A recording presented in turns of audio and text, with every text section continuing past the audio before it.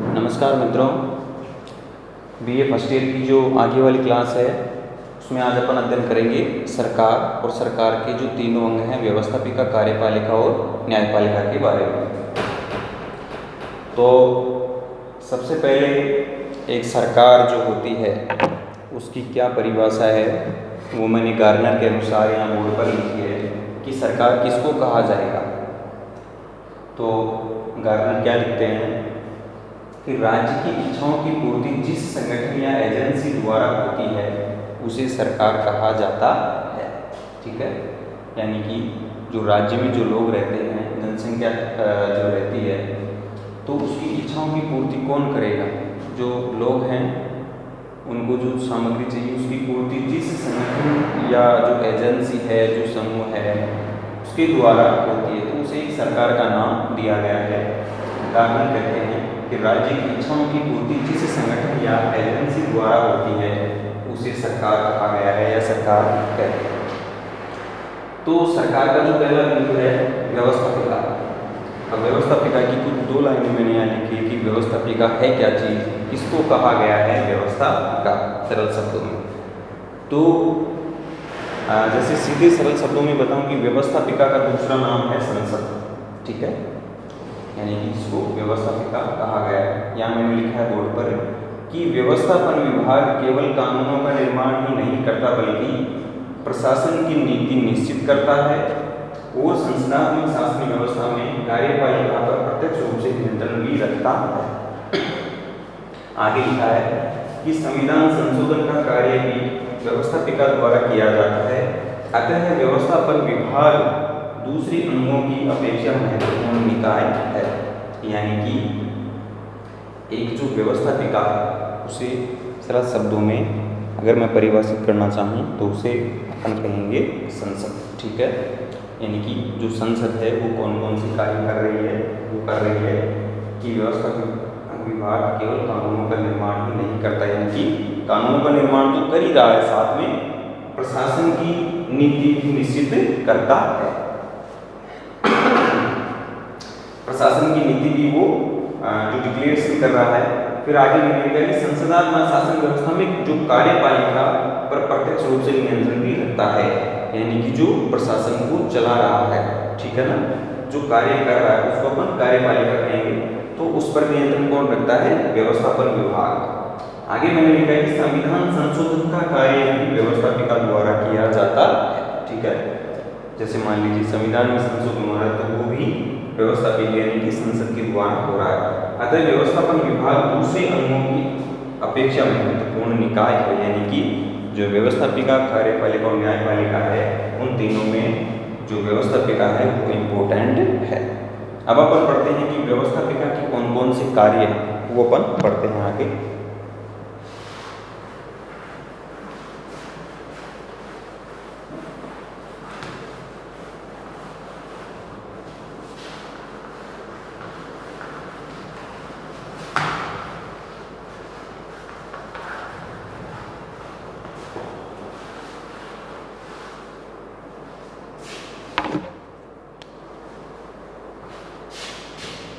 ये है व्यवस्थापिका के कार्य।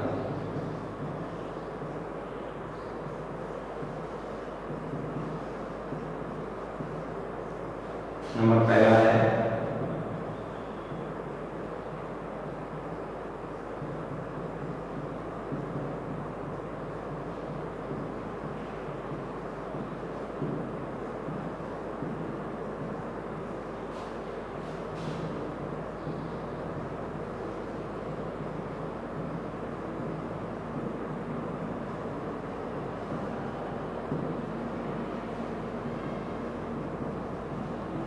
पहला मैंने लिखा है कि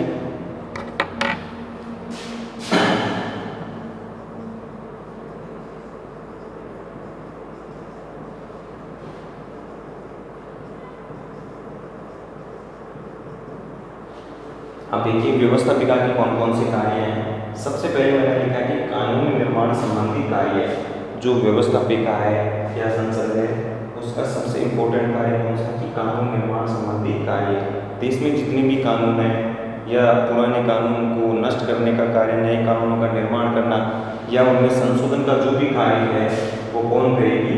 व्यवस्थापिका। इसलिए ये सबसे पहला बिंदु है कि देश में जो भी कानून निर्माण होगा या रद्द होंगे या कुछ परिवर्तन होंगे तो वो कौन करेगा? व्यवस्थापिका। तो सबसे पहला जो मैंने बिंदु लिखा वो कानून निर्माण संबंधी कार्य। दूसरा है संविधान संशोधन का कार्य, यानी कि हमारे देश में जो संविधान संशोधन है 3 प्रकार से हो सकता है, साधारण बहुमत से, विशेष बहुमत से, और तीसरा है विशेष बहुमत के साथ साथ कम से कम आधे राज्य विधानमंडलों का अनुसमर्थन भी जरूरी है।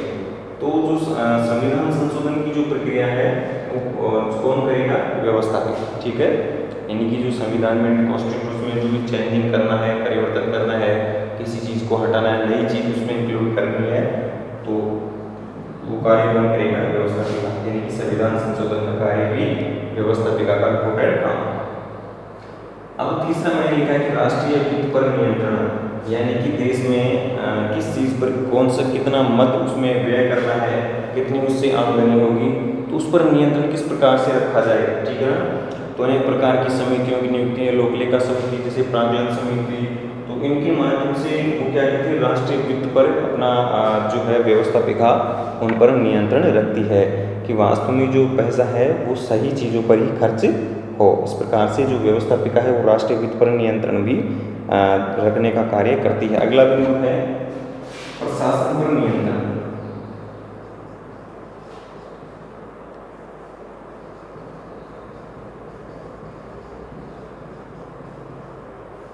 एक जो व्यवस्थापिका के कार्य है कि प्रशासन पर नियंत्रण, देश का जो प्रशासन है वो बिल्कुल सटीक तरीके से ईमानदारी पूर्वक चले। ठीक है, जो सिविल सर्वेंट हैं, सिविल सर्विस के जो नागरिक हैं वो ईमानदारी पूर्वक कार्य करें, तो उन पर नियंत्रण भी व्यवस्थापिका का एक कार्य है। ठीक है, यानी कि देश का जो प्रशासन है वो सुशासन एक तरह से ईमानदारी पूर्वक चले, सही अर्थों में ढंग से काम करे, तो वो भी व्यवस्थापिका के इंक्लूड आता है। पांचवा है विभिन्न समितियों व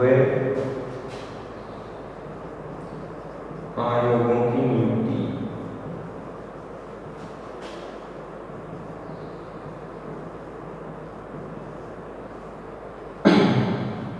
अगला बिंदु मैंने लिखा विभिन्न समितियों व आयोगों की नियुक्ति, यानी कि देश में जो प्रशासन है वो सही तरीके से चल सके, इसके लिए व्यवस्थापिका क्या करती है?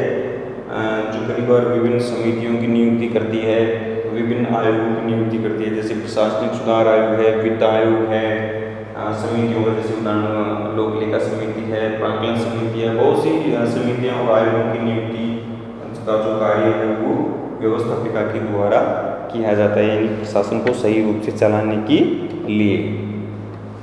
अगला बिंदु है जनता की अभिव्यक्ति का साधन।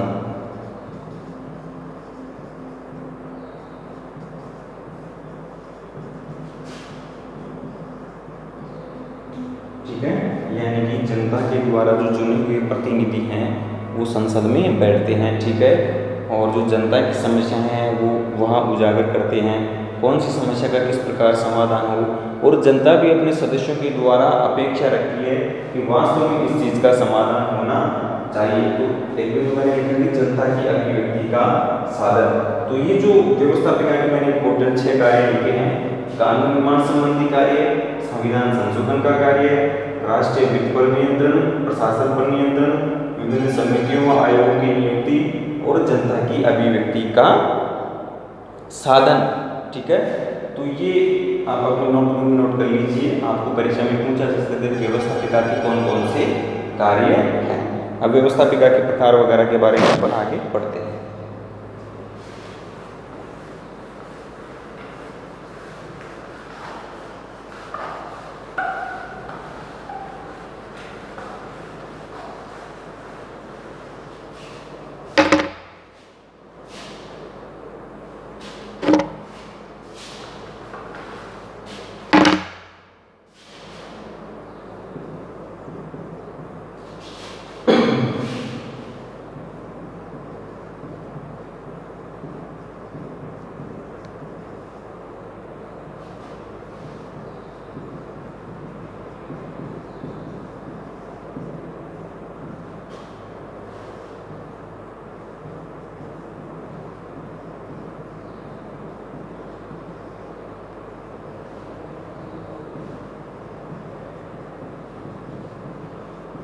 एक सदनात्मक व्यवस्थापिका और 30 सदनात्मक व्यवस्थापिका। देखिए प्राचीन समय में लगभग जो काफ़ी पुराने समय की बात करें तो लगभग उस समय तो एक सदनात्मक व्यवस्थापिका थी। आज भी कई देशों में एक सदनात्मक व्यवस्था है, लेकिन वर्तमान में लगभग विश्व के लगभग अधिकांश देशों में 20 सदनात्मक व्यवस्थापिका ही है, यानी कि जो व्यवस्थापिका के हैं जो 2 सदन ही हैं लगभग सभी देशों में। तो अपन 20 सदनात्मक व्यवस्थापिका के पक्ष में कौन कौन से तर्क हैं वो पढ़ते हैं। पक्ष में यानी कि 20 सदनात्मक व्यवस्थापिका की कौन कौन से गुण हैं या कौन कौन से अच्छी चीज़ें हैं वो अपन इसमें पढ़ते हैं। तो वो है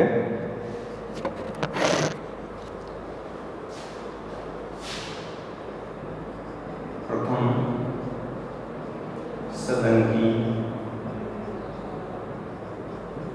मनमानी पर रोक। प्रथम सदन की मनमानी पर रोक।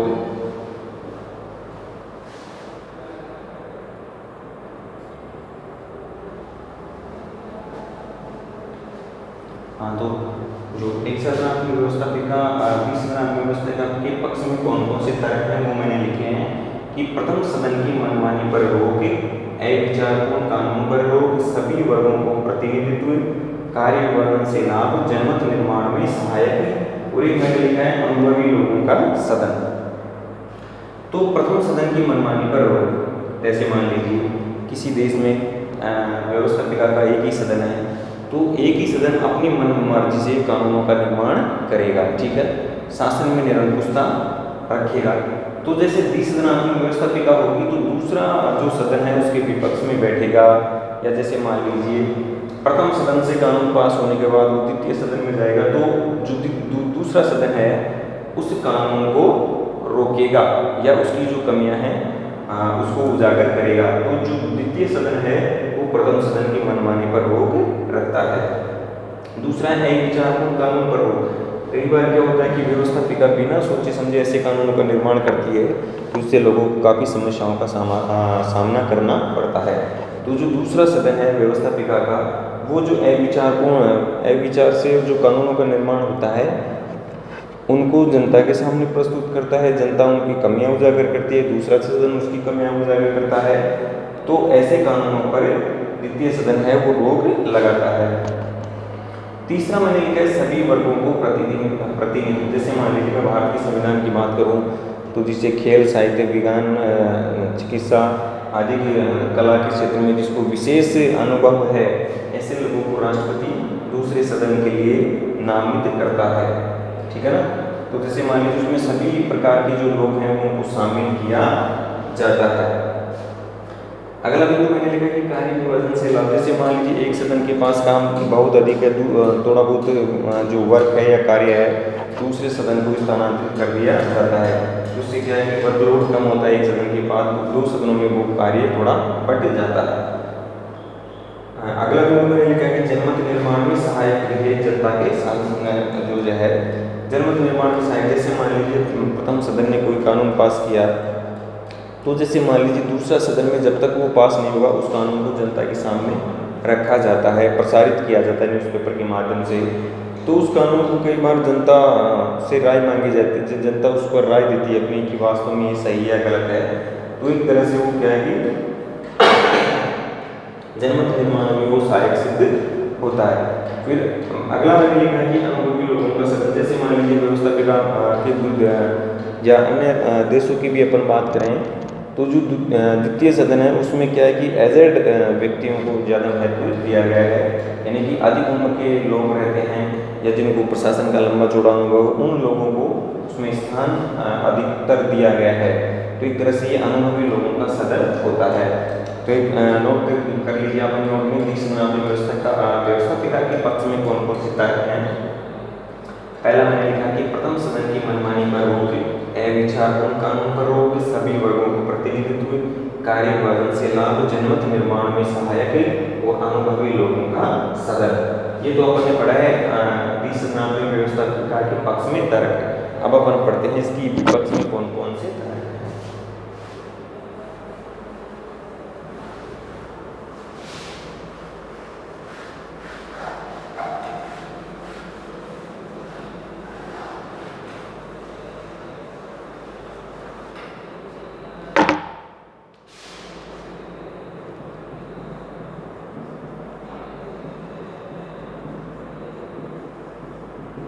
तीसरणात्मक व्यवस्थापिका के विपक्ष में तर्क वो कौन कौन से हैं वो अपन पढ़ते हैं।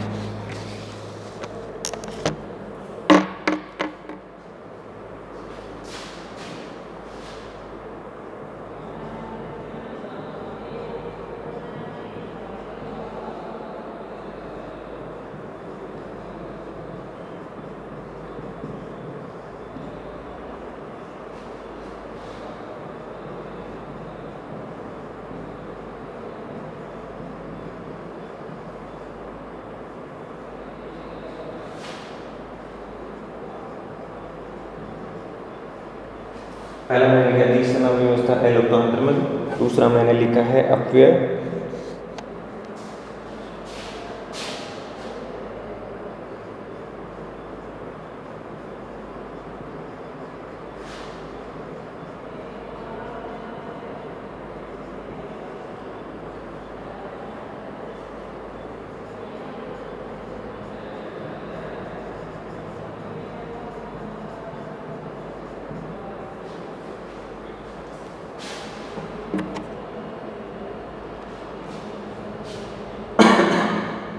देखिए द्विसदनात्मक व्यवस्थापिका के विपक्ष में कौन कौन से तर्क हैं। द्विसदनात्मक व्यवस्थापिका लोकतंत्र, यानी कि जैसे मान लीजिए व्यवस्थापिका के दो सदन हैं, एक सदन होगा तो अपनी मर्जी से शासन करेगा, दूसरा सदन है तो उसके कार्य में वो कई बार रुकावट पैदा करता है, तो उसके विपक्ष में है या इसकी आलोचना करता है। वो क्या कहते हैं कि जो देश की जो प्रभु सत्ता होती है वो विभाजित नहीं होती, वो एक संगठन के रूप में होती है, और अगर व्यवस्थापिका के दो सदन होते हैं तो प्रभु सत्ता का विभाजन हो जाता है। इस प्रकार है एक लोकतांत्रिक व्यवस्था है या लोकतंत्रात्मक व्यवस्था है, वो इस प्रकार से इसकी आलोचना करते हैं।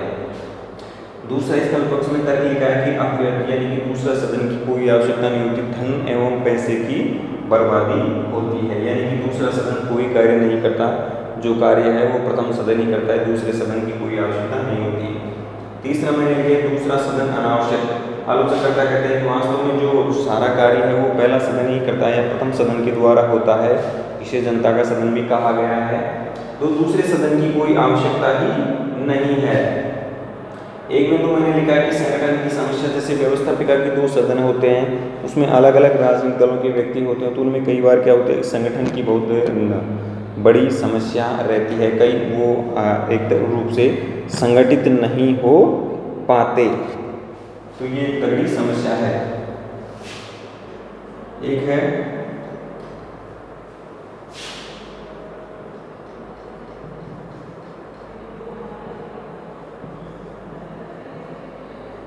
रूढ़िवादिता का गढ़, एक है संघर्ष की आशंका।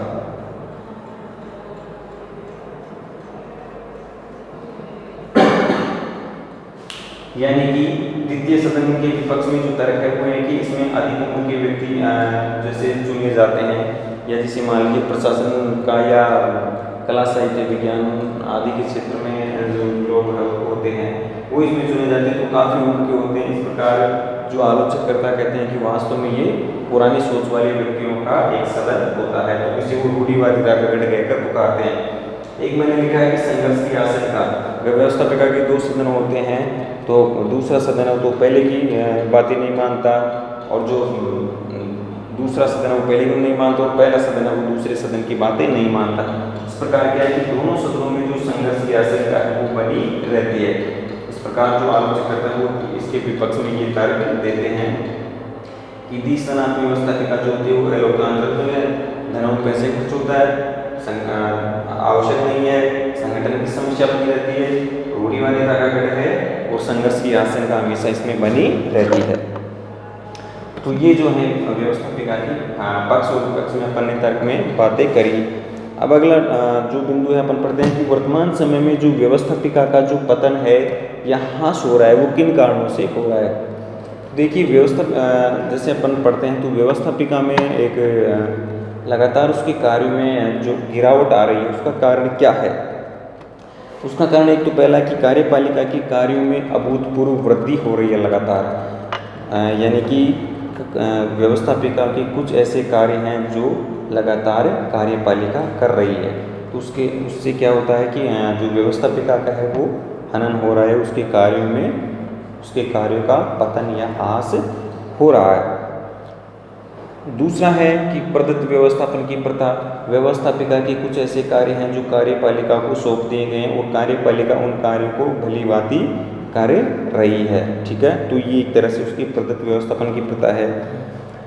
व्यवस्थापिका के कुछ ऐसे कार्य हैं जो रेडियो टेलीविजन के माध्यम से प्रसारित किए जा रहे हैं, तो इससे भी उसके कार्यों में कमी हो रही है। सेनाओं पर कार्यपालिका का नियंत्रण लगातार बना रहता है, यानी कि व्यवस्थापिका के से ज़्यादा कार्यपालिका का उस पर सेना पर नियंत्रण रहता है। एक बिंदु है कि विदेश संबंधों की प्रधानता, तो वो कार्य भी कार्यपालिका बखूबी निभा रही है। तो ये ऐसे कुछ कारण हैं जिससे कार्यपालिका इसमें व्यवस्थापिका के कार्यों में व्यवस्थापिका का जो पतन है या ह्रास लगातार हो रहा है। तो अपन ने चर्चा करी कि वास्तव में व्यवस्थापिका क्या है, इसके कौन कौन से कार्य आपको परीक्षा में पूछे, व्यवस्थापिका के कौन से कार्य हैं, कौन से इसके पक्ष या विपक्ष में तर्क हैं, और लगातार वर्तमान समय में जो व्यवस्थापिका के कार्य में पतन या ह्रास हो रहा है उसके कौन कौन से कारण हैं। तो इन सब अपन ने कारणों की जो है चर्चा करी। ठीक है, तो जैसे मान लीजिए परीक्षा में आपको क्वेश्चन किस प्रकार से पूछा जा सकता है, तो लगभग मुझे लगता है इसमें छोटे क्वेश्चन के अलावा इसमें जो मैंने 150 शब्दों का जो आंसर है और निबंधात्मक है वो ज़्यादा पूछने की संभावना इसमें बनी रहती है।